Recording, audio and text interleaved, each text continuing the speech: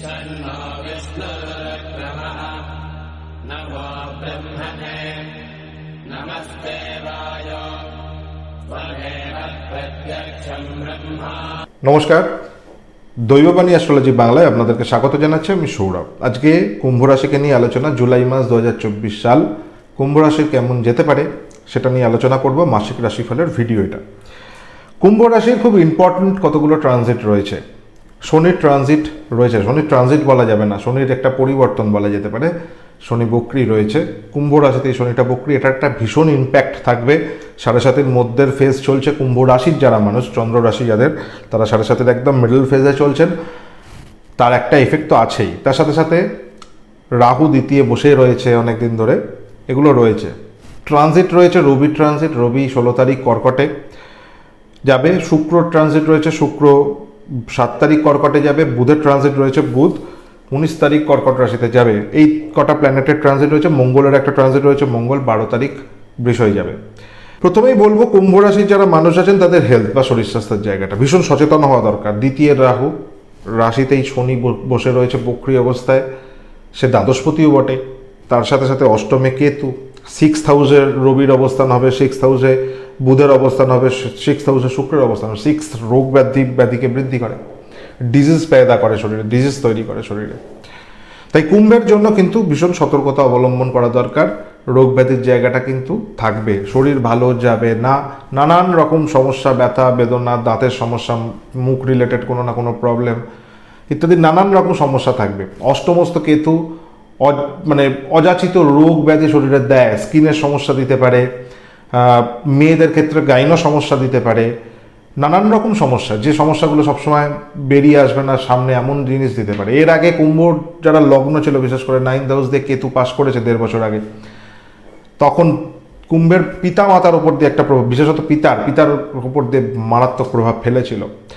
কিন্তু এখন এই ক্ষেত্রে কিন্তু তার নিজের হেলথের উপর একটা মারাত্মক প্রভাব পড়বে, এটা খেয়াল রাখতে হবে। 8th হাউসের কেতু খুব একটা শুভ অবস্থান নয়। তাই আমি বলবো অবশ্যই হেলথের ক্ষেত্রটা কিন্তু সচেতন থাকতে হবে, এই কুম্ভকে ভীষণভাবে সচেতন থাকতে হবে। অর্থনৈতিক ক্ষেত্রটা আসবো। অর্থনৈতিক ক্ষেত্রটা শুভ অশুভ মিলিয়ে শুভর পরিমাণ বেশি। দ্বিতীয় রাহু রয়েছে, রাহু অর্থ দেয়, কিন্তু রাহু অনৈতিক অর্থ দেয়, ফাটকা অর্থের দিকে নিয়ে যায়।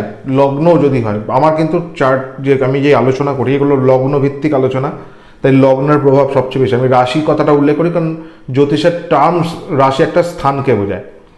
যাদের মকর রাশি, কুম্ভ রাশি, তাদের লগ্নটা মূল এখানে আলোচনা। লগ্ন হতে হবে আপনাদের কুম্ভ ক্ষেত্রে কিন্তু এই প্রভাবটা পড়বে। ফাটকা রোজগার, অনৈতিক পথে রোজগার, শর্টকাটে রোজগার, এই জাতীয় বিষয় কিন্তু নিয়ে আসবে।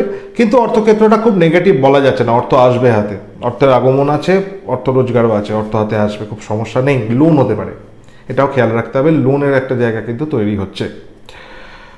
কুম্ভের ক্ষেত্রে কর্মের জায়গাটা আসবে, প্রচণ্ড ডিলে করবে, প্রচণ্ড কুঁড়ে করে দেবে এই সময়টা কুম্ভকে, ভীষণ কুঁড়ে করবে, কাজ করতে যেতে ইচ্ছা করবেই না, বেরিয়ে কোনো কাজ করতে ইচ্ছে করবে না, একটা নিজের জগতেই বিচরণ করা যাকে বলে, সেরকম নিজেকে নিজের খোলের মধ্যে আটকে রাখা, কুঁড়ে প্রচণ্ড লেজি করবে এই সময়টা কুম্ভকে, সেটা খেয়াল রাখার দরকার।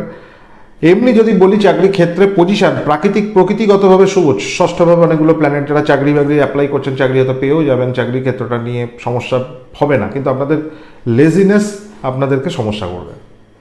ব্যবসা ক্ষেত্রটা আসি, ব্যবসা ক্ষেত্রটা একটু অশুভ মিলে, কারণ রবি এক্ষেত্রে রুল করবে। রবি ষষ্ঠে যখন থাকে, সপ্তমপতি বিশেষত যখন 6th হাউস কানেক্ট করে, তার ক্ষেত্রে একটা ব্যবসার একই রিপিটেশনের ব্যবসাই সে করে যায়, সে ব্যবসা ক্ষেত্রে গ্রোথ তার খুব একটা হতে চায় না।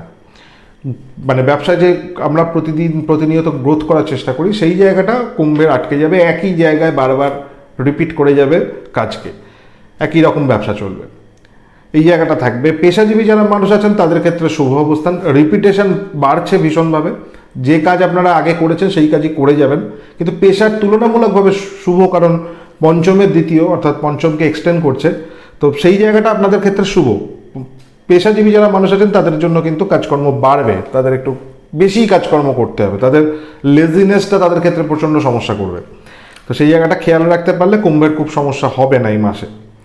বিবাহের ক্ষেত্রটা অশুভ, সপ্তমপতি একে তো রবি, দ্বিতীয় তার মধ্যে সে দ্বাদশ কানেক্ট করছে, সপ্তমে ষষ্ঠে যাচ্ছে। আপনাদের চন্দ্রের অবস্থান যদি চার্টে ঠিক না থাকে, চন্দ্র যদি কেতুর নক্ষত্রে রয়েছে বা নেগেটিভ রাহুর নক্ষত্রে রয়েছে, এরকম যদি পজিশন থেকে থাকে তাহলে কিন্তু বিবাহিত জীবনে ড্যামেজ করবে ভীষণভাবে। বিবাহ ক্ষেত্রটা মোটেই শুভ অবস্থান নয়। ভালো অ্যাস্ট্রোলজারে কনসালটেশন নেওয়াটা ভীষণভাবে জরুরি, অন্তত ম্যারেজ এবং ম্যারিটাল লাইফের ক্ষেত্রে প্রোটেকশন না নিলে কিন্তু বিবাহিত জীবন নিয়ে এই মাসে সমস্যা বেড়েই যাবে, কমবে না। সন্তান স্থানটা শুভ বলা যায়, সন্তান ক্ষেত্রটা নিয়ে খুব দুশ্চিন্তার কিছু নেই, কিন্তু এই লগ্নে বা রাশিতেই যেহেতু শনির অবস্থান, তাই আমি বলবো সন্তান নিয়ে একটু চিন্তাভাবনা যারা করছেন তাদের একটু প্রতিকার প্রতিবিধানের মাধ্যমে নিয়ে করলে আপনাদের অনেক সেফলি আপনারা চলতে পারবেন। প্রপার্টি শুভ অবস্থান, নতুন প্রপার্টি কেনার ক্ষেত্রে অশুভ নয়, নতুন প্রপার্টি কিনতেও পারেন, তবে যোগাযোগটা একটু খেয়াল রাখবেন। রাহু দ্বিতীয় কি হয়, আপনাদের কথাবার্তা একটু অন্যরকম হয়ে যাবে, তাই স্বাভাবিকভাবেই আপনাদের যখন মানুষের সাথে কথাবার্তা বলবেন টেম্পারামেন্ট অত্যন্ত বেড়ে যাবে, মুখে ভাষার একটা ভীষণ প্রভাব আসবে। রাগ হলে তার কথাবার্তা ঠিক থাকে না, তো সেই স্বাভাবিকভাবেই যখন আপনারা কোনো কিছু পারচেস করতে যাচ্ছেন বা কিছু করতে যাচ্ছেন, পছন্দ হচ্ছে না হয়তো প্রপার্টি, জোর করে নেবেন না, পরবর্তীকালে আপনার ভালো প্রপার্টির সন্ধান পেয়ে যাবেন। প্রপার্টি নিয়ে দুশ্চিন্তার কিছু নেই, নতুন প্রপার্টি হবে আপনাদের। পৈতৃক সূত্রে প্রপার্টি হলেও সেখানে সমস্যা নেই, সুতরাং দুশ্চিন্তা করার কিছু নেই। তবে হ্যাঁ, কোর্ট কাছারি মামলা তৈরি হতে পারে, ষষ্ঠ ভাব ভারী হলে কোর্ট কাছারি হতে পারে, কিন্তু সেটা আপনাদের এগেনস্টে যাওয়ার কথা নয়, আপনাদের ক্ষেত্রে কিন্তু খুব নেগেটিভ হবে না এটা। অস্থাবর প্রপার্টির ক্ষেত্রটা শুভ, 2 চাকা 4 চাকা কিনতে পারেন, এই মাসে কোনো বাধা নিষেধ কিচ্ছু নেই, আপনারা নিশ্চিন্তে 2 চাকা 4 চাকা কিনতে পারেন। এডুকেশন, পড়াশোনার ক্ষেত্রটা যারা প্রাইমারি এডুকেশনে আছেন অত্যন্ত শুভ, হায়ার এডুকেশনে আছেন তাদের জন্য শুভ। পড়াশোনা নিয়ে কোনো দুশ্চিন্তা নেই, শুধু আবারও বারবার বলছি, যেহেতু কুম্ভ রাশিতেই শনি বক্রী, সেক্ষেত্রে একটা ডিলেমি কুড়েমি নেগেটিভিটি আসবে, দূরদর্শী চিন্তা ভাবনার একটা তৈরি হবে, ভিশন নষ্ট হয়ে যায়, বড় ভাবনা চিন্তা করতে পারে না, যার ফলে পড়াশোনার ক্ষেত্রে একটা বাচ্চাদের এফেক্ট আসতে পারে। আদারওয়াইজ পড়াশোনা নিয়ে খুব দুশ্চিন্তার কিছু নেই, নিশ্চিন্তে থাকুন, বাচ্চাদের কোনো সমস্যা হবে না এই মাসে। এই হচ্ছে মূল আলোচনা। 2-4টে কথা এখানে বলে নিতে হবে। এক, পঞ্চমস্ত বৃহস্পতি অত্যন্ত শুভ, কিন্তু সেখানে চতুর্থপতি মঙ্গল যখন কানেক্ট হয় গৃহ সুখ শান্তির ক্ষেত্রে বাধা বিঘ্ন তৈরি করে। দ্বিতীয় রাহু, সেটাও কিন্তু গৃহ সুখ শান্তি, পারিবারিক জীবনে অসুস্থতা, অসুখী হওয়া এই জায়গাটা দেখায়, তো সেই জায়গাটা সচেতন থাকা দরকার। শনি কুম্ভ রাশিতেই বক্রী অবস্থায় রয়েছে, যতদিন 139 দিন থাকবে, 15ই নভেম্বর একটা ডেডিকেটেড ভিডিও রয়েছে, দেখতে পারেন গিয়ে।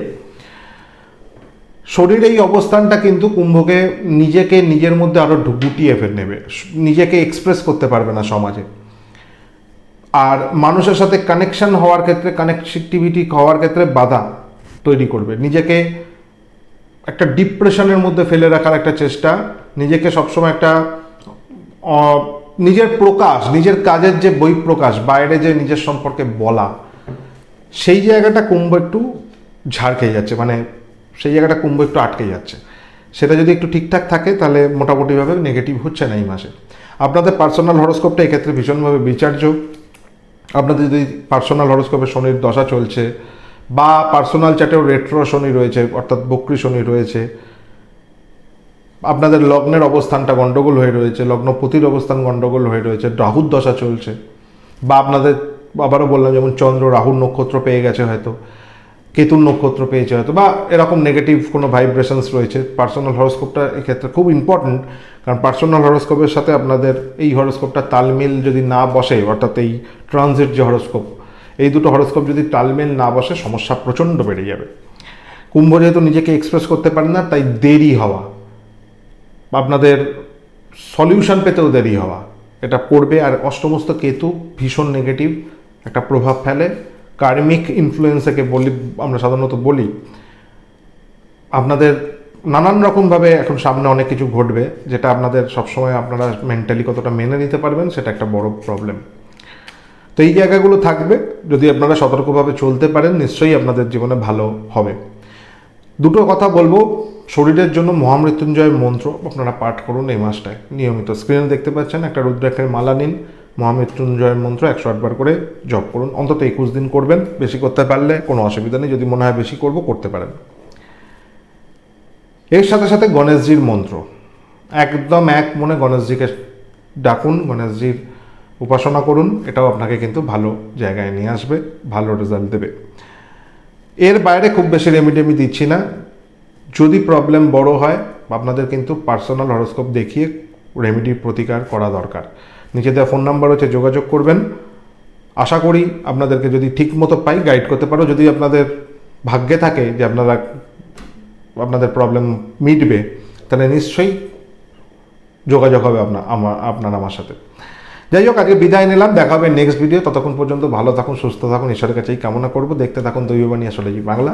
সাবস্ক্রাইব করে নিন, নোটিফিকেশান বেলটা প্রেস করে রাখুন, আর অবশ্যই লাইক, শেয়ার, কমেন্ট করতে ভুলবেন না। বিদায় নিচ্ছি, নমস্কার।